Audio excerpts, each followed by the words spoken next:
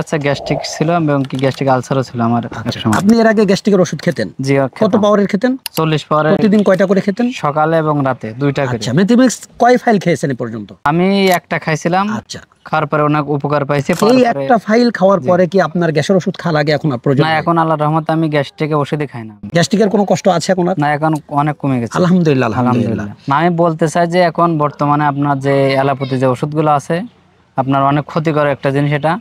তো যারা এখন এই মেথিমিক্স পাউডারটা খায় না, এবার দেখে নাই যে এটা উপকার কি, তো আমি বলবো যে তারা এক ফাইল প্রথমেই অর্ডার করুক, করে একটা খেয়ে আপনার আত্মবিশ্বাসের জায়গা আমার থেকে আত্মবিশ্বাসে আমি বলতে চাই, কারণ আমি একটা খেয়ে যেহেতু অনেক উপকার পেয়েছি, তো মানুষকে বলবো যে একটা অর্ডার করে আপনারা খেয়ে টেস্ট করে দেখতে পারেন যে উপকার হয় কিনা। আলহামদুলিল্লাহ, আলহামদুলিল্লাহ।